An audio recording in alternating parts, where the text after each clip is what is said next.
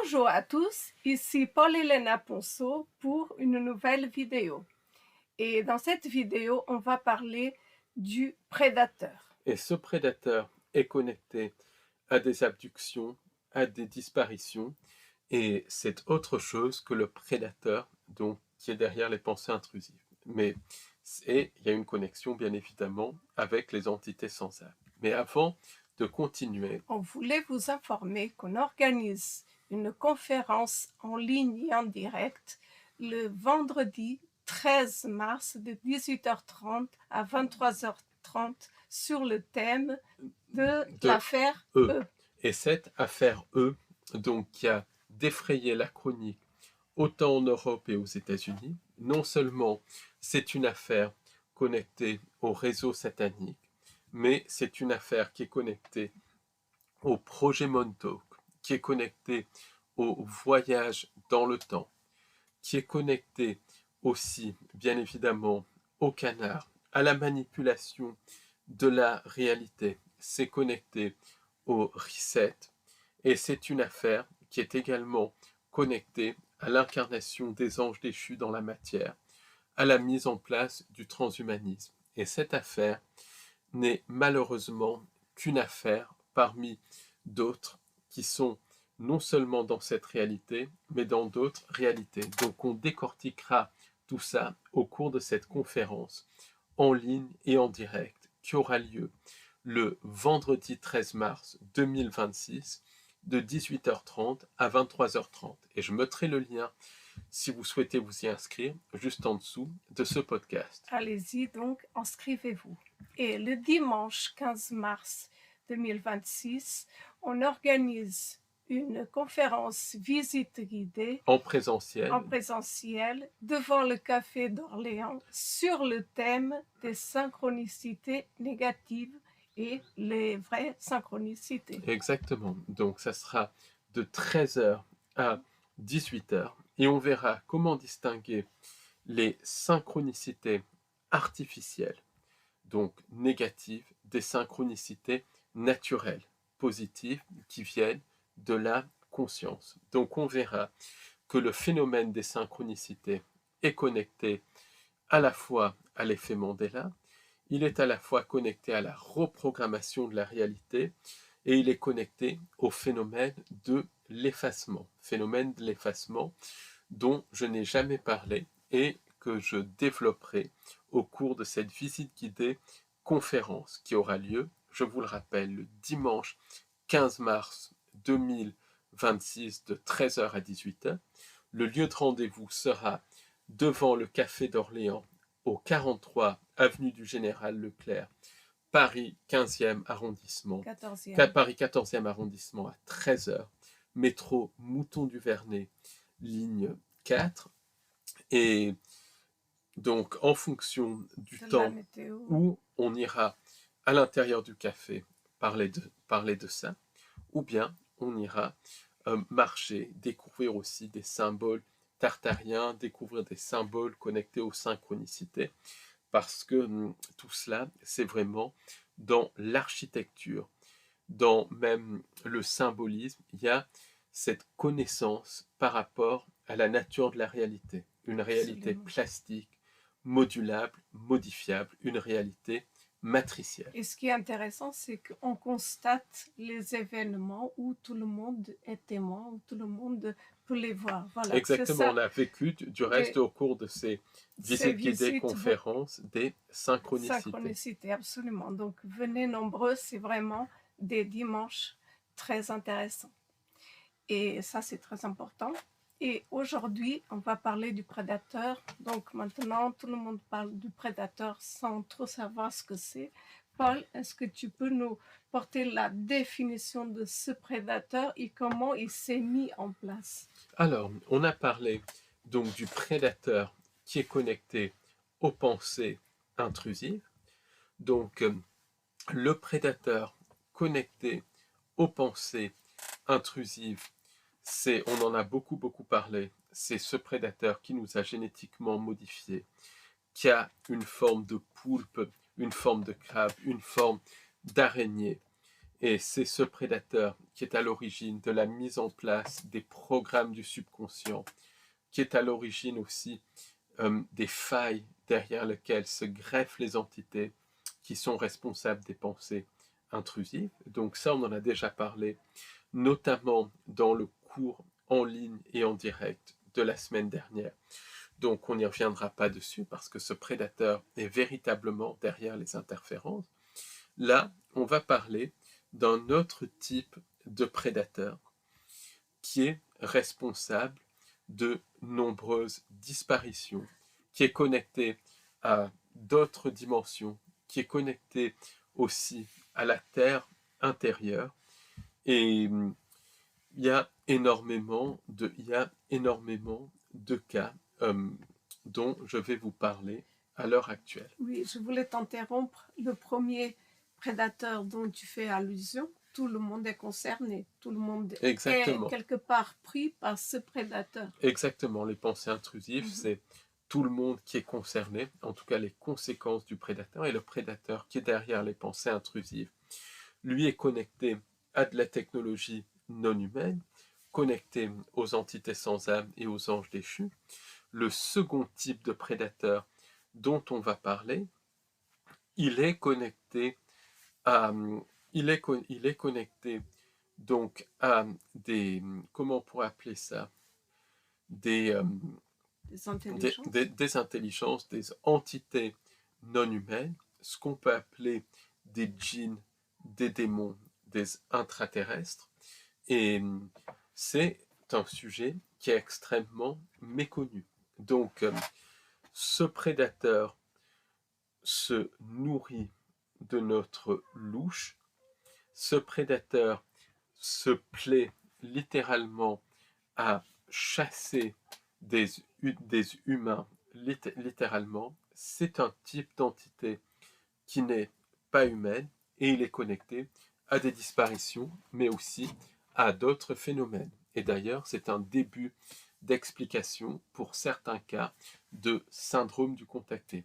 En d'autres termes, c'est le début d'une explication où des personnes qui vivent des contacts avec des entités qui se font passer pour des extraterrestres, qui se font passer pour des frères de l'espace, qui se font passer pour des cryptides, vont littéralement être impactés par ça. Donc pour illustrer ce qu'est ce prédateur, donc je vais parler du cas de Mark Barton. Est-ce que ce prédateur, il fait partie du premier prédateur dont tu as fait, encore une fois, allusion? Ou est-ce que c'est juste un aspect?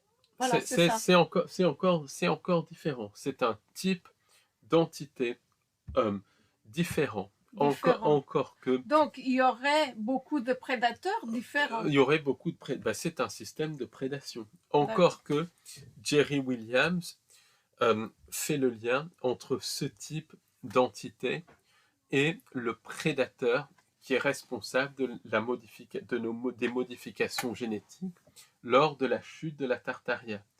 Mais en tout cas, on va prendre ça comme si c'était un type d'entité différent. Et pour moi, c'est ce que c'est. C'est un type d'entité différente. Est-ce que ce prédateur du début qui nous a modifiés pourrait évoluer, entre guillemets, et se modifier pour s'adapter aux époques différentes de l'humanité? Absolument, absolument. Ce prédateur nous affecte toujours.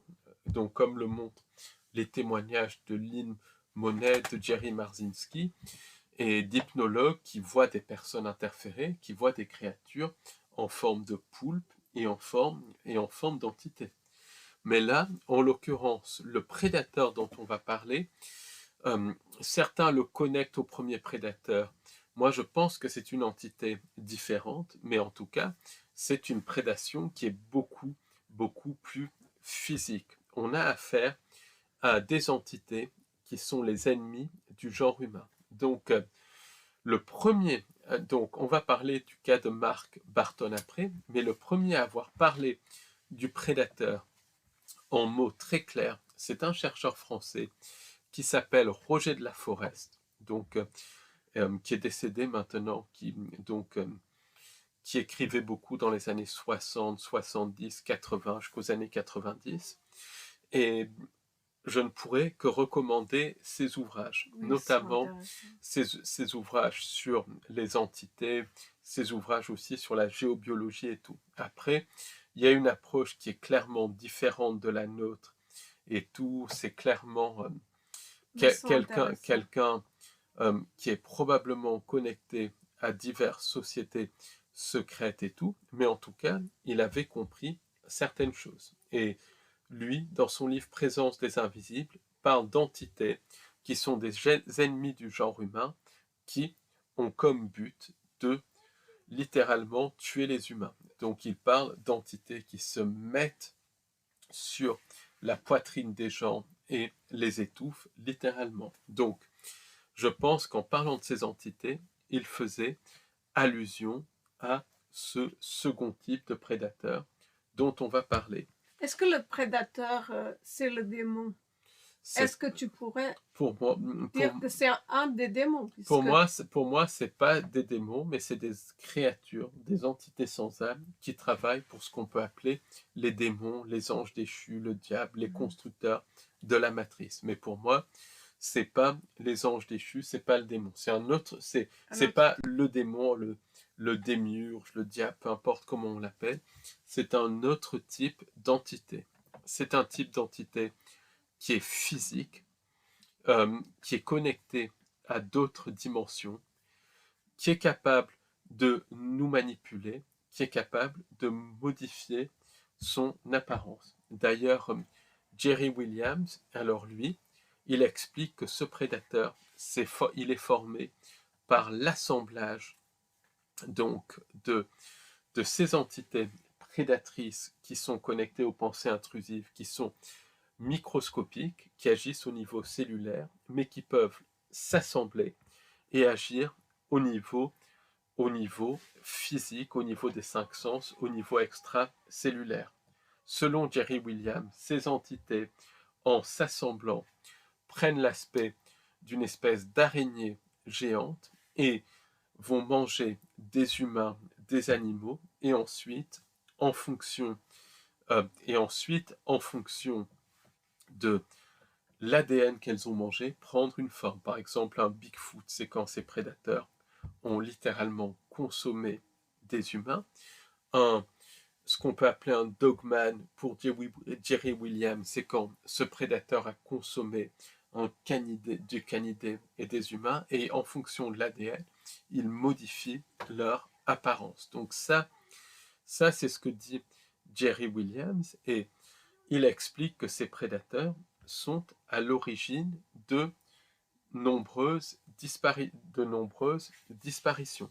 Et lui, il explique, il a fait des reportages sur ça et tout, que quand on va dans des forêts, dans des champs, dans des endroits où sont présents ces prédateurs, il n'y a pas de vie, il n'y a pas d'animaux, il n'y a pas un chant d'oiseaux, il n'y a rien. Donc, je pense qu'il touche du doigt le prédateur. Par contre, est-ce que c'est l'assemblage de ces prédateurs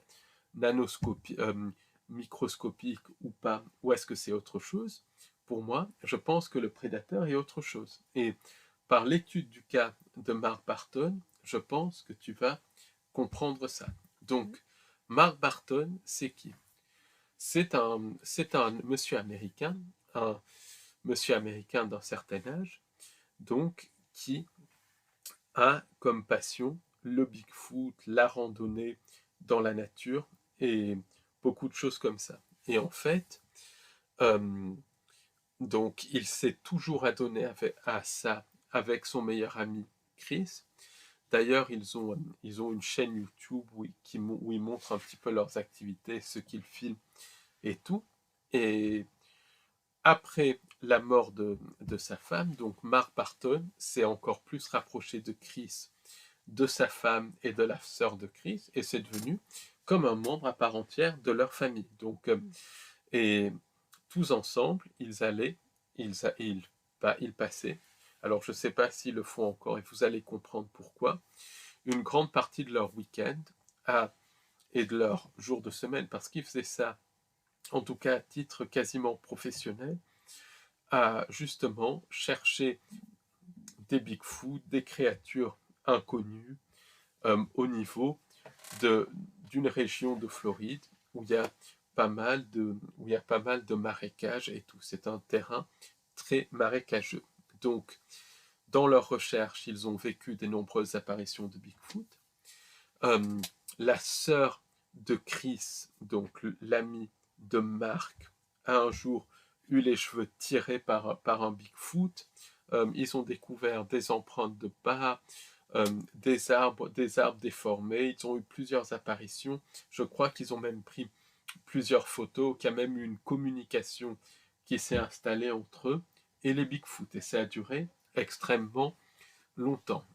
Et Chris, donc, qui travaillait sur les Bigfoot et qui avait aussi un autre travail connecté à la nature du reste et tout, c'est un passionné de nature, au début de l'année 2020, donc il était vraiment fatigué. Pas Chris, Marc, pardon. Donc Marc dit à Chris et, et à sa femme et à la sœur de Chris, pendant une semaine, je vais me retirer un peu. Et Marc avait loué une maison, donc à proximité d'un terrain boisé en Floride, à proximité aussi d'un marécage. De toute façon, la Floride, c'est très marécageux. Et pour un petit peu se retirer du monde, pour profiter, pour se détendre un peu. Il était vraiment fatigué. Alors, je précise que Mark Barton avait eu donc un problème cardiaque 9 ans avant, donc il était suivi, que c'était quelqu'un dont les derniers examens médicaux qu'il avait eus étaient parfaits, quelqu'un même en très très bonne santé, voilà. Vraiment quelqu'un en parfaite santé, mis à part un problème cardiaque lié du reste au surmenage. Donc, il savait décompresser et tout. Mais quelqu'un très bonne santé, très équilibré et très passionné. Donc, il arrive à sa maison, il arrive à une maison qu'il avait louée en Floride et donc, pas dans la partie plage, encore une fois, dans la partie boisée de la Floride et tout. C'est boisé, surtout au nord de l'État, à la fois boisé et marécageux. Et c'est un climat qui est doux, mais qui n'est pas chaud, je précise bien. Surtout le nord de la Floride, c'est pas Miami. Il peut geler et tout. Par exemple, pour y avoir été, je sais que la mer n'est pas baignable n'est pas baignable en hiver, en tout cas dans la partie nord. La mer est beaucoup trop froide, ce qui n'empêche pas des belles journées ensoleillées et tout. Donc je pose un petit peu le cadre. Donc Mark Barton, il arrive et dans cette maison qui est louée, et donc lui, c'est vraiment pour randonner, pour se reposer, pour s'aérer. Donc il ne prend absolument pas sa voiture. Et en fait, c'est un ami, c'est un ami qui l'emmène à la maison de Floride et quand le séjour est terminé, donc le séjour qui dure une semaine, va le chercher pour le ramener chez lui. Donc la maison, pour situer un petit peu les choses, est située à proximité d'une petite ville. Voilà, c'est aussi, mais c'est situé, surtout tout l'arrière donne sur des bois, voilà, vraiment, c'est vraiment un terrain très rural. Donc à la fois, il y a un petit village où Marc peut s'approvisionner sans prendre de voiture, et à la fois, il est en pleine nature. Donc Marc, qui est passionné d'animaux, prend avec lui une caméra thermique pour voir s'il y a un petit peu des animaux et tout ça. Il n'est pas là pour chercher le Bigfoot et tout, il décompresse. Cette caméra thermique lui a été prêtée par Chris. Donc, le premier jour, tout va très bien. Il mange dehors et comme il fait relativement frisqué, il construit un grand feu de camp. Et dans ce feu de camp, il fait cuire des chamallows, il fait un espèce de petit barbecue et tout. Enfin, vraiment, vraiment la vie, voilà, vraiment la vie au grand air dans un endroit rural et tout, comme on peut l'imaginer aux États-Unis. Et là, il entend des espèces de cris, des cris très bizarres. C'est pas des cris humains, et il se dit que c'est des cris de sangliers, de cochons sauvages. Donc voilà, et il se dit c'est vraiment problématique ça parce que les cochons sauvages foutent tout en l'air et aux États-Unis peuvent être assez dangereux puisqu'ils ont moins l'habitude, ils sont moins craintifs que les sangliers en Europe puisque c'est souvent des hybrides entre cochons et sangliers. Donc il se dit c'est des cochons sauvages et puis il crie pour les faire partir et tout. Euh, donc le lendemain matin, il se couche, après le lendemain matin il se lève et il veut voir les traces des cochons sauvages parce que ça laisse des traces. Et là, surprise, il ne voit rien. Donc il a sa caméra, il regarde si la caméra a filmé quelque chose, la caméra n'a rien filmé. Donc le deuxième jour, les choses, les choses, les choses littéralement reprennent. Là, c'est un vacarme épouvantable et cette fois il s'approche en faisant un maximum de bruit pour essayer de faire partir les cochons sauvages et quand il s'approche, il n'y a rien. Le lendemain, il va voir s'il y a des traces, il n'y a rien. Donc il commence quand même à se poser des questions. La caméra n'a rien filmé. Le troisième jour, Mark Barton revient, prépare son feu et tout, et là, c'est vraiment calme. Et à un moment donné, il aperçoit devant le feu, donc, une paire d'yeux rouges. Donc là, il sursaute, il se dit, mais il y a, voilà, je ne sais pas ce que c'est comme animal qui a les yeux rouges. Et c'est un animal qui est à la hauteur d'un gros chien à peu près. Donc, il se dit, c'est quoi comme animal qui a les yeux rouges? Je ne sais pas ce que c'est. Donc, il essaye d'aller voir, mais quand il va voir, il n'y a rien. Donc, il se réassoit et tout, et là, à nouveau, les yeux rouges. Cette fois, les yeux rouges s'approchent de plus en plus. Et il se dit, mais c'est quoi ça? C'est un phénomène paranormal. C'est quelqu'un qui est ouvert à ça. À ce moment-là, les yeux rouges s'approchent devant le feu. Derrière lui, Mark Barton sent des mains qui se posent sur lui, mais des mains d'une force énorme. Donc c'est quelqu'un qui mesure plus d'1,90 m, 1,94 m ou 95 pour près d'une centaine de kilos. Donc c'est quelqu'un qui est vraiment grand. Et là, il sent que c'est vraiment quelqu'un qui lui appuie dessus, qui lui fait vraiment mal. Et il a même peur que ses épaules vont pas être cassées. Et, et là, du coup, il sent qu'il y a quelque chose qui est en train de rentrer dans sa tête. Il sent qu'il y a de l'information qui lui arrive, de l'information qui lui parvient. Et qu'en fait, cette entité, elle lui parlerait par télépathie. Elle lui parle par télépathie.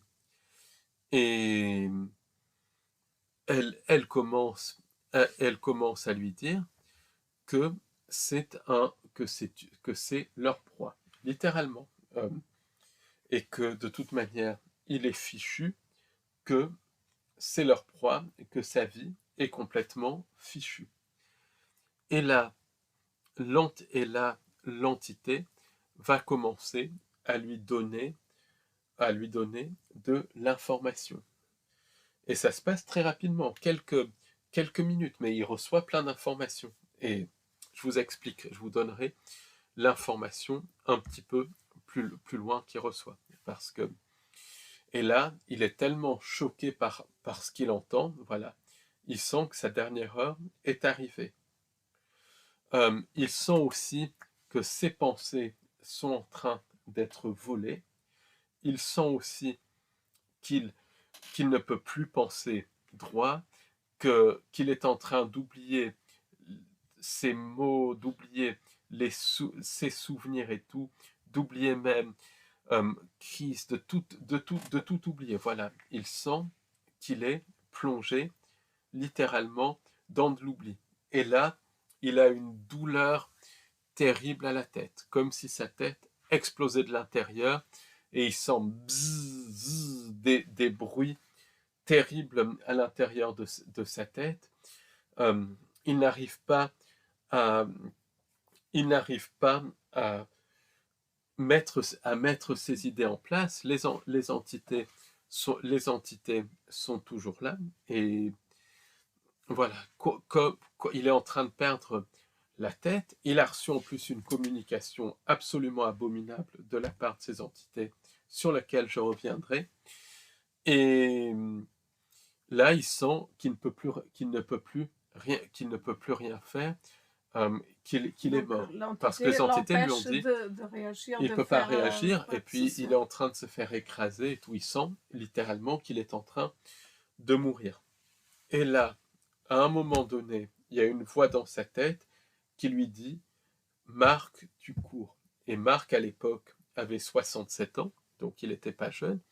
En plus, il avait eu une blessure au genou dans sa jeunesse, donc il avait du mal à courir, comme il a dit. Il a fait un sprint absolument énorme. Donc là,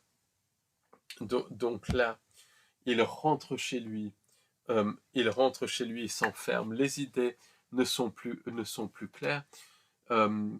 Il a un téléphone, il n'arrive même pas à servir du téléphone pour appeler Chris, il ne se rappelle plus comment servir du téléphone.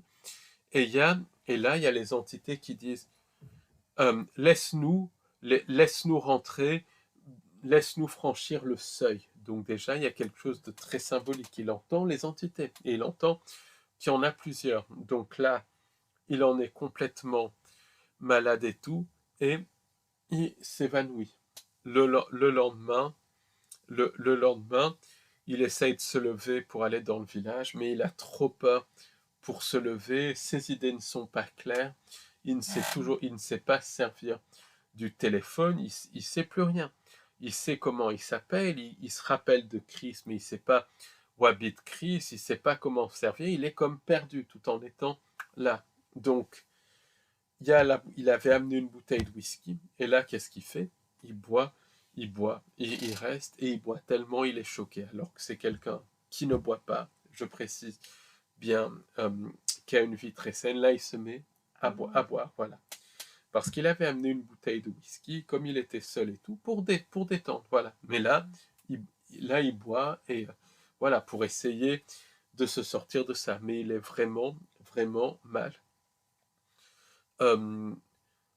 Arrive la fin du séjour, et l'ami qu'il avait amené va le chercher. Donc, il n'a même pas la force d'aller ouvrir la porte. Pas parce qu'il a pu, parce qu'il a peur. Il a peur d'aller dehors. Et l'ami, donc, finalement réussit à rentrer. Il réussit à aller ouvrir à son ami. Et l'ami lui dit « Mais qu'est-ce qui t'arrive? Tu es dans un état terrible. Est-ce que tu as bu ?» Il dit c'est pire que ça, c'est pire que ça. Et là, l'ami lui fait monter les affaires et tout. Il reste à côté de l'ami comme un gamin. Et voilà, il est tellement effrayé d'être dehors et tout. Et l'ami l'amène, et puis il peut rien dire. Il est dans une peur terrible. C'est affreux. Comme vraiment traumatisé. Et l'ami lui dit il faut que voilà, tu peux pas rester comme ça. Et il dit amène-moi chez Chris. Marc dit amène-moi chez Chris. Voilà, Chris c'est le meilleur ami et tout, comme sa famille. Et à un moment donné, il se rend compte qu'il a oublié la caméra de Chris, donc il dit à l'ami de faire demi-tour, d'aller chercher la caméra thermique et tout. Enfin, c'est voilà, il est vraiment effrayant. Donc restez bien, il est vraiment effrayant. Restez en ligne parce que vous allez voir, et c'est là où ça devient intéressant. Donc il ne se rappelle pas de l'adresse de Chris. Euh, donc l'ami est en train de l'amener chez lui puisqu'il ne connaît pas Chris et il ne se rappelle pas de Donc l'adresse de l'entité Chris. l'aurait effacé la Effacer la mémoire. mémoire. Et plus il s'éloigne du lieu, il se rappelle finalement de l'adresse de Chris. Donc là, il dit à son ami, oui, je me rappelle où habite Chris et tout. Et il arrive chez Chris. Et Chris et sa femme le voient arriver. Voilà, il voit bien qu'il est extrêmement mal et tout ça. Et donc, et, et donc, ils lui disent, mais qu'est-ce qui t'arrive et tout. Et là, ses souvenirs reviennent et il se rappelle de la communication que l'entité a eue. Et c'est ce que je vais vous raconter, parce que c'est ça qui est très important. L'entité lui dit que Chris a été choisi, que Chris et Marc, les deux, ont été choisis comme proie. Voilà, l'entité qu'ils ont. Et que Marc, c'est fini pour lui, parce que les entités ont posé la main sur lui, donc c'est fini pour lui. Et ils lui disent ça, les entités le disent, parce que ça les fait rire de révéler les choses juste avant que la personne... On voit très bien que c'est machiavélique. C'est machiavélique, c'est absolument pervers. Juste avant que la personne ne meure, de lui, de tout lui révéler. Donc on voit bien aussi que les entités avaient planifié de tuer Marc ce soir-là, de le faire disparaître, mais que sa conscience est intervenue et il a trouvé la force pour courir dans la maison. Quand il était dans la maison, symboliquement, il y avait la porte qui était le seuil et il n'a pas donné son consentement aux entités de franchir le seuil parce qu'elle lui disait d'ouvrir la porte et lui ne voulait pas. Donc on voit bien Donc il a été protégé. Il a été protégé, je pense, par sa conscience. Donc on voit bien que la conscience ou la source, peu importe, mais on voit bien que la conscience peut transcender ça. Donc il a eu beaucoup de chance. Les entités lui annoncent la chose suivante. Elles lui disent donc pendant la communication que lui et Chris ont été choisis comme des proies et que le but de ces entités, c'est de chasser des humains et des animaux. Et le but, c'est de les faire mourir d'une manière ou d'une autre, ou en les faisant disparaître, ou en provoquant leur mort, ou en manipulant la réalité pour provoquer leur mort. Et que leur méthode d'agir, c'est d'attirer une personne et quand le moment est opportun, de faire disparaître la personne. S'ils n'arrivent pas à faire disparaître la personne, et à mon avis, la personne est mangée ou quelque chose comme ça, s'ils n'arrivent pas à faire disparaître la personne, ces entités attendent et modifient la réalité pour rendre la personne malade. Donc, pour provoquer, par exemple, des accidents, pour provoquer des maladies. Et il explique, donc comme les deux entités expliquent à Marc que beaucoup de chercheurs de Bigfoot, mais aussi de chercheurs de vérité, sont leurs victimes. Par exemple, beaucoup de personnes qui sont prises par les entités tombent malades, c'est les entités qui les font tomber malades. Ou bien des personnes disparaissent, c'est les entités. Ou bien les personnes ont des accidents, c'est les entités.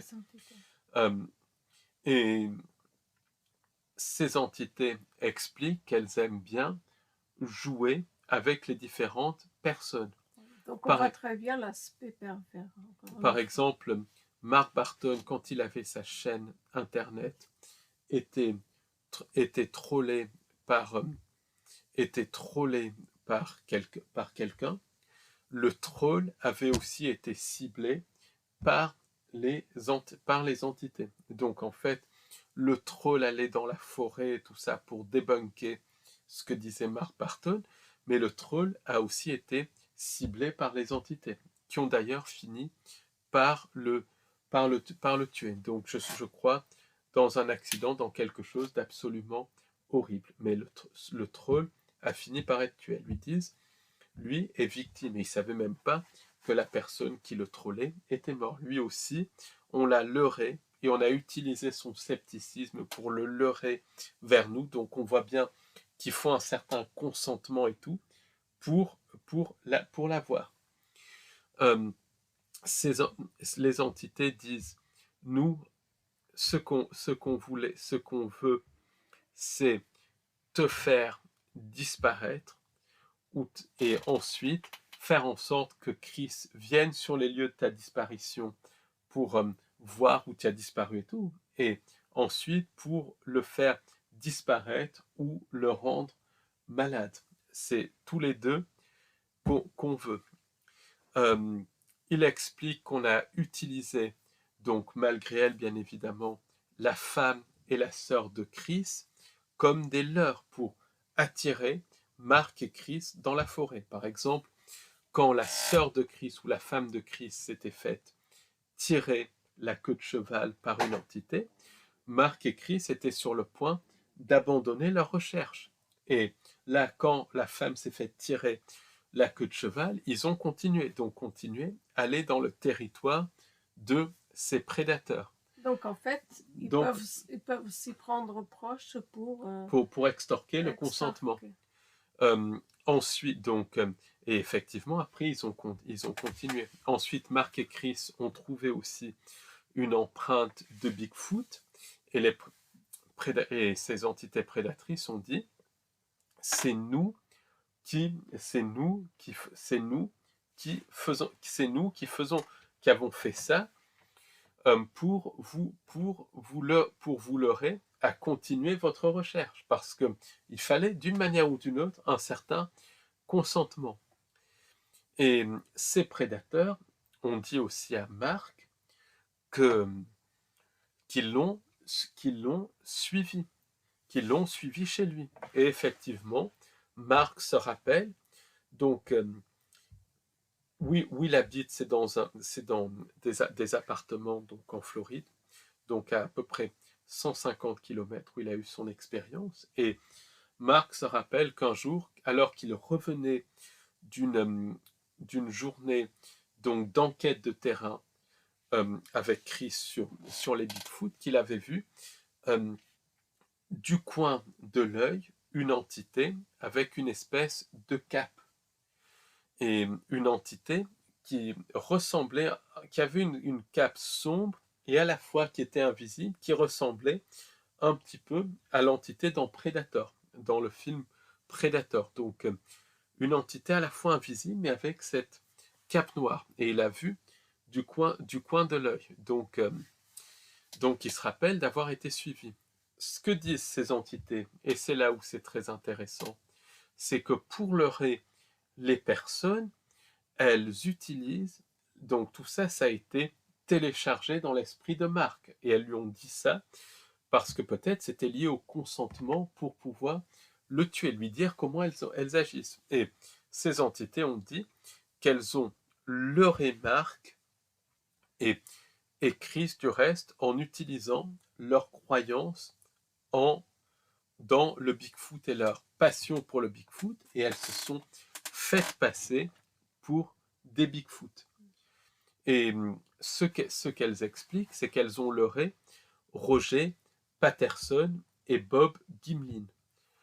Donc Roger Patterson et Bob Gimlin, c'est ceux qui ont filmé le Bigfoot, film qui a été du reste authentifié, puisqu'il a une tresse. Et ça, c'est Paul Haydes qui parle de ça. Quand on fait un zoom, il y a une tresse. Or, donc, il n'y a pas de tresse sur un costume, et on voit bien que le Bigfoot, c'est pas un animal, c'est quelqu'un hyper intelligent. Même la démarche et tout, c'est absolument authentique. Simplement, ce Bigfoot n'était pas un représentant d'une humanité parallèle, mais il avait comme but de leurrer Patterson et Gimlin plus loin dans la forêt pour que les entités les fassent disparaître. Après, il s'est passé quelque chose, ils n'y sont pas allés pour une raison ou une autre, ils n'y sont pas allés. Ou bien pour les leurrer à consentir un petit peu plus. Donc, Gimlin ensuite s'est détaché de ça pendant des années. Maintenant, il a un peu repris, en tout cas, il avait repris un petit peu la recherche, mais pendant au moins 30 ou 40 ans, il s'était détaché totalement de la recherche. Par contre, après ce film, Patterson a continué. Et ce qui est troublant, c'est que Patterson est mort d'un lymphome relativement jeune. Donc ça, c'est troublant. Et ces entités provoquent des cancers, des maladies cardiaques, des maladies chroniques, elles provoquent des accidents et tout. C'est vraiment l'ennemi du genre humain si elles ne peuvent pas faire disparaître la personne. Et ça, c'est un truc, voilà, c'est vraiment très, très, très troublant. Donc, elles expliquent qu'elles peuvent mettre en scène des apparitions de Bigfoot, de cryptides et d'autres types d'entités en fonction des croyances de la personne pour attirer la personne dans un lieu donné pour avoir son consentement. Et je fais le rapprochement avec Scott Carpenter. Scott Carpenter qui lui avait découvert que certains Bigfoot étaient des entités de type Néphilim. Donc lui, il avait recueilli de l'ADN de Bigfoot et il avait fait analyser par une scientifique, le docteur Melba Ketchum, qui a fait une très très bonne analyse, qui a montré que l'ADN maternel était humain, mais l'ADN paternel totalement inconnu. Donc il avait un système pour recueillir des traces de Bigfoot, recueillir l'ADN. Donc on voit bien un hybride entre humain et entité inconnue. Et ça, c'est typique des Néphilim. D'ailleurs, il y a des descriptions de Néphilim qui ressemblent à certains types de Bigfoot, certains types de géants.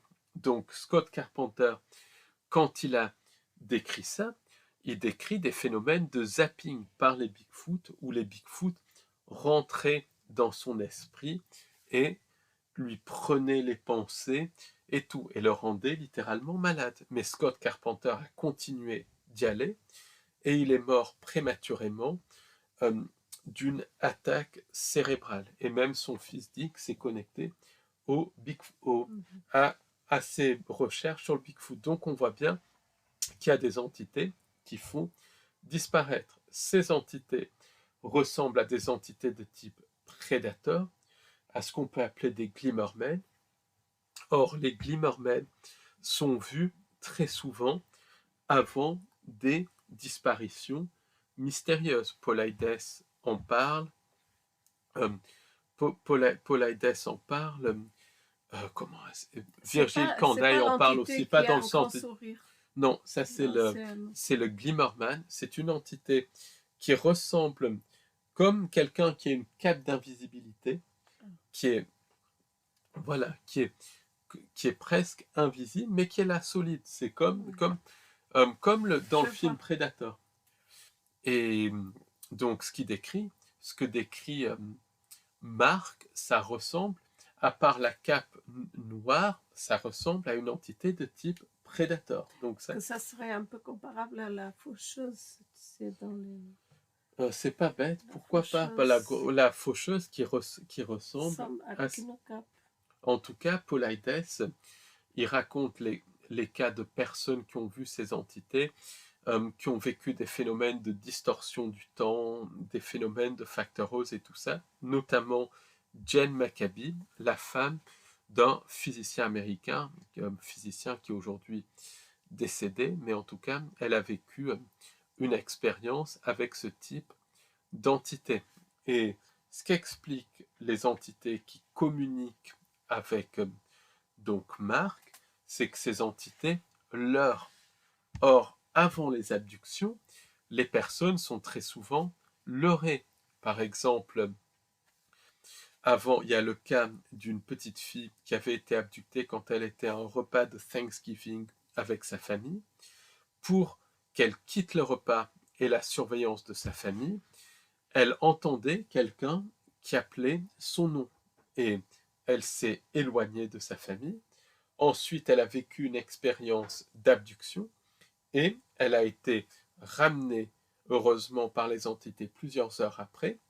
Mais sa famille n'était même pas au courant qu'elle avait disparu. Pourtant, elle a vécu une expérience de type abduction et tout.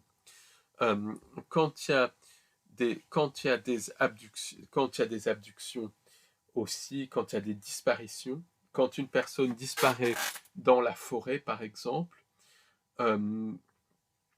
David Paulides parle que la personne peut être avec un groupe de personnes et d'une manière ou d'une autre, il y a un phénomène de rupture. Donc la personne peut être distraite par quelque chose ou bien la personne peut se sentir fatiguée et s'arrêter pendant que les autres continuent. Il y a un phénomène de Il y a très rupture. souvent, sur certains cas, de la météo, le climat qui se met, Le climat joue change, un rôle aussi. le climat change et toutes ces entités peuvent modifier la réalité, manipuler la réalité.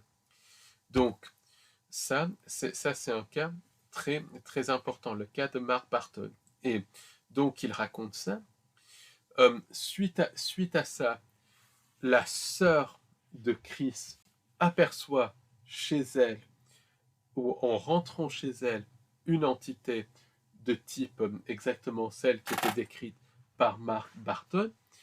Et là, la sœur n'était même pas au courant du témoignage de Mark Barton, qui avait témoigné à Chris et à sa femme. C'est après que la sœur a raconté donc à son frère et à sa belle-sœur ce qu'elle avait vécu. Et ils ont dit, bah, tu as vu le même type d'entité que Mark. Et elle ne savait même pas ce que Mark avait vécu. Donc, suite à ça, Mark a gardé des séquelles physiques. Son cœur, qui était parfait, donc commençait à lui reprovoquer des soucis. Puis il avait toujours du mal à marcher et tout ça. Il avait peur de sortir aussi. Il sortait même pas la nuit et tout, peur du noir, beaucoup de mal à marcher, effrayé. Mais son cœur, voilà, il sentait qu'il y avait des problèmes. Donc il va voir son cardiologue. Le cardiologue fait un examen et tout et lui dit non, non, votre cœur est absolument parfait. Il n'y a aucun problème. Le cardiologue examine même les artères. Non, non, il n'y a pas de problème. Donc pourtant, voilà, il est vraiment sceptique, donc il va voir un autre cardiologue. Là, l'autre cardiologue lui dit, on va refaire une analyse des artères.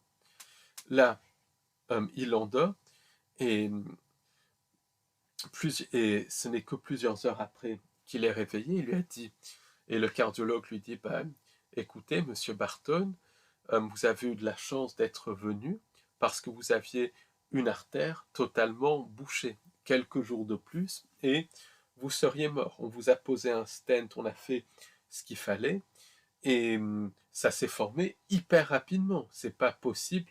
Voilà, ça s'est formé hyper rapidement. Et lui, il met vraiment ça sur le dos de sa rencontre avec les entités parce qu'il n'y avait aucun problème. Quelqu'un en bonne santé, quelqu'un en bonne santé et tout. Donc ça, c'est pour montrer jusqu'où vont ces entités. Ces entités sont aussi responsables de disparition. Je vais vous donner maintenant le cas de deux jeunes filles. Donc c'est un cas qui a été rapporté par Tom Lyons, qui vivait en Alaska. Donc ce qu'il faut savoir, c'est que chaque année en Alaska, il y a 600 personnes qui disparaissent sans laisser de traces. Et c'est un État qui est peu peuplé et beaucoup de disparitions ne sont même pas signalées pour la simple et bonne raison que quand c'est un majeur qui disparaît, très souvent, il n'y a pas d'enquête qui est menée. Donc, c'est la partie émergée de l'iceberg. Donc, ça expliquerait énormément de disparitions.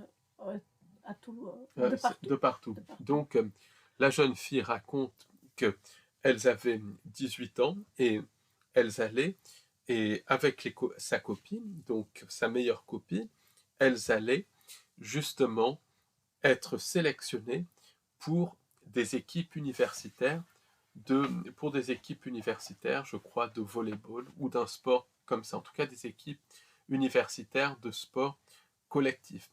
La copine était déjà sélectionnée et donc la jeune fille qui raconte l'histoire, elle devait passer encore un test, mais ça devait bien se passer parce que c'était vraiment deux filles très sportives et tout qui avaient ça vraiment dans le sang. Donc elles s'entraînaient ensemble et la copine avait trouvé une espèce de piste cyclable juste derrière chez elle, à proximité d'une forêt et plutôt bien aménagée où elles pouvaient s'entraîner pour courir toutes les deux. Alors là, c'est un jour de fin de printemps, donc il fait une quinzaine de degrés, comme c'est souvent le cas en Alaska, c'est relativement gris et humide, mais c'est un temps très très bon pour s'entraîner. Et elles partent faire un footing. Et là, la jeune fille et la copine courent, comme elles ont couru de nombreuses fois, et à un moment donné, la copine s'arrête. Et elle dit, c'est quoi ça? Et quand elle regarde, elle voit une espèce d'ombre très, très, très longue, très, très grande, euh, qui ressemble un petit peu, on va dire les choses, à Slenderman. Une ombre très, très grande, à peu près 3 mètres de haut, qui les regarde. Donc là, et elle voit que l'ombre s'approche d'elle. Donc là, les deux jeunes filles prennent peur et elles commencent à courir extrêmement vite. L'ombre s'approche et à ce moment-là, la copine de la jeune fille s'arrête net. La jeune fille est en train de regarder, elle lui dit mais viens, ne t'arrête pas, ne t'arrête pas. Et là, la copine s'arrête et la copine se retourne et elle ouvre la bouche pour essayer de crier, mais elle ne peut pas, comme si l'entité avait pris le contrôle. L'entité s'approche et commence à l'éviter. La jeune fille qui s'arrête l'évite, fusionne avec l'entité et elle disparaît à jamais. Donc la copine est extrêmement traumatisée, elle retourne dans le lotissement, des personnes lui viennent en aide et tout ça. La, la police est appelée. Ensuite, les enquêtes sont diligentées pour retrouver la copine, non pas par la police, ni par l'armée, mais par des personnes en uniforme et qui n'ont pas d'insigne militaire. La version officielle, c'est que la copine s'est faite manger par un prédateur. Voilà, mais simplement, et il y a eu un blackout total. Oui, simplement. Mais ils n'ont pas dit quel type de prédateur. Ils n'ont pas dit, ils ont dit un animal sauvage. Simplement, ce n'était pas un animal sauvage. Pour moi, c'était littéralement le prédateur, donc il n'a rien à voir avec l'animal, une entité qui a fait disparaître la copine.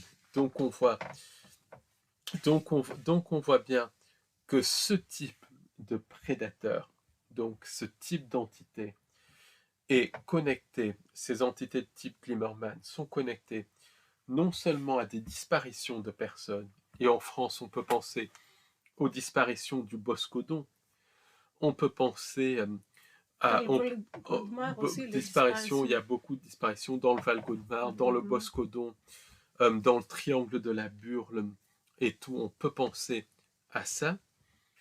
Et comme dit Mark Barton, très souvent, les personnes disparaissent, ne sont jamais revues, ou bien des années plus tard, dans des endroits qui ont été fouillés et refouillés, les entités ramènent le corps. C'est décrit par Paulides, c'est ce que constate Mark Barton, et c'est ce qui est arrivé pour quelques cas au Boscodon, où des personnes ont été... Il y a eu beaucoup de cas où des personnes ont disparu.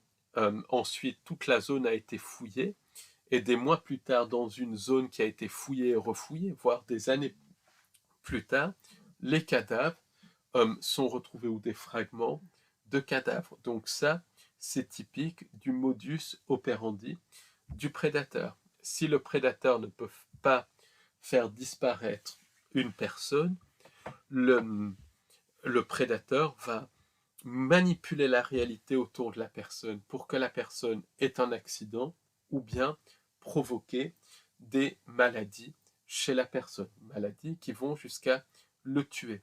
Et Mark Barton explique que ces prédateurs provoquent par leur propre nature leur maladie, des maladies parce que c'est des entités qui sont toxiques pour l'humain, littéralement toxiques au sens propre. Ça explique le cas de beaucoup de personnes qui tombent malades suite aux rencontres avec ces entités. Oui. Et elles profitent de ça pour littéralement rendre malade.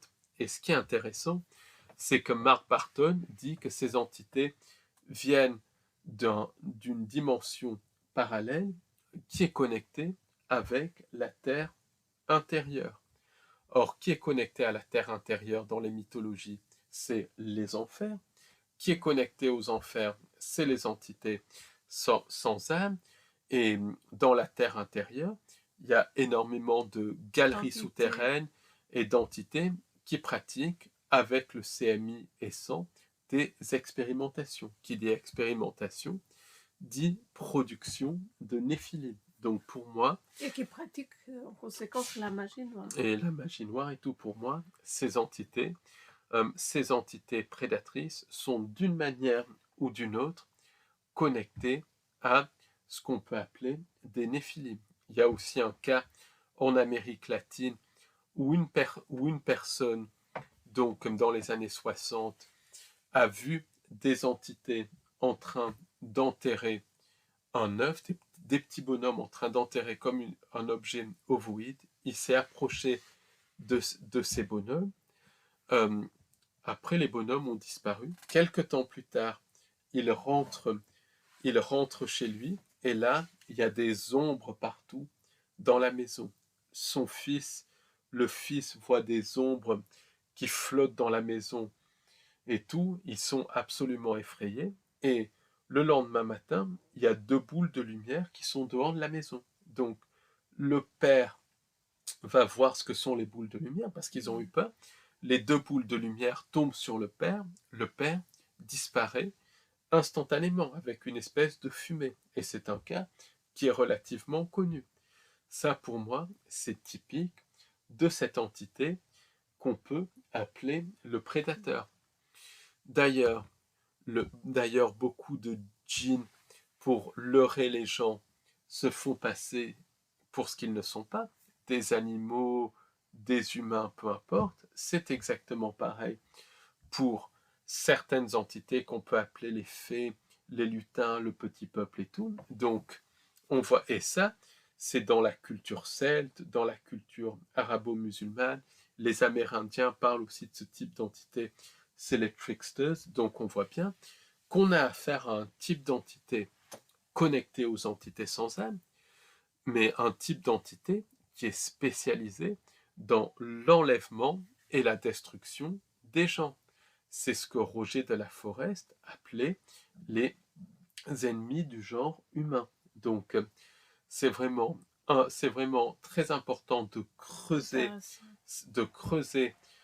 ce phénomène entité parce que ça explique beaucoup de choses, les disparitions mystérieuses, mais ça explique aussi le syndrome du contacté et tout. Et de l'abducté. Et on a affaire à des entités qui, littéralement et de manière volontaire, rendent les gens malades. Donc on voit bien, et pour moi, ce type d'entités sont connectées à la fois aux abductions, ça c'est clair d'une manière ou d'une autre, à la fois au programme spatial secret, de manière évidente aussi à la Terre intérieure, aux galeries souterraines, aux régions inconnues de notre Terre et à tous ces programmes secrets, tout ce type d'entité, c'est interconnecté. Pour moi, ces entités prédatrices font partie du collectif d'entités sans âme qui travaillent pour les anges déchus pour manipuler le troupeau humain. Et je pense que si on ne comprend pas ces entités de type prédateur, on ne peut pas comprendre des choses comme le syndrome du contacté. On ne peut pas comprendre des choses comme le fait que beaucoup de contactés tombent malades et finissent par mourir après leur contact. C'est le cas de George Adamski. C'est le cas aussi du fils d'Howard Menger. C'est le cas de beaucoup de channels. On avait parlé aussi du cas de Joe Fisher. Moi, je me pose la question, est-ce que Joe Fisher n'a pas été victime de ce prédateur d'une manière ou d'une autre? Parce que ce prédateur est associé à la forêt, mais pour moi, le prédateur peut se manifester n'importe où à partir du moment où il y a une porte d'entrée, où il y a un consentement. Donc en fait, ce prédateur, est-ce qu'il peut vivre dans la forêt comme en fait, un animal qui vit dans la forêt? Pour moi, il est connecté à d'autres dimensions. Et il est connecté, mais il peut vivre. Il peut vivre dans la forêt, dans la terre, et dans agir la terre. Quand il a envie. Il agit quand il a à agir. Et pour moi, il n'agit pas que dans la forêt, parce qu'il y a des cas de personnes qui disparaissent de chez elles. Il y a un cas qui a été cité par Lone Strickler, Paul Aides aussi a enquêté sur des cas de personnes qui disparaissent chez elles. Donc, à partir du moment il rentre dans les maisons. Oui. Mais il faut qu'il y ait, je pense, un consentement, qu'il y ait une porte ouverte pour que le prédateur puisse attaquer, détruire et enlever. Et la porte ouverte, ça peut être quelque chose d'anodin. Avec Mark Barton, c'était tout simplement enquêter, poursuivre leurs enquêtes. Oui, mais ce prédateur, c'est une il peut aussi bien s'attaquer à des personnes qui ne s'intéressent pas à ce type de travail. Absolument. La preuve, regarde, il s'est attaqué aux sceptiques. En fait, le prédateur leur extorque d'une manière ou d'une autre le consentement et prend la vie de la personne ou prend physiquement la personne.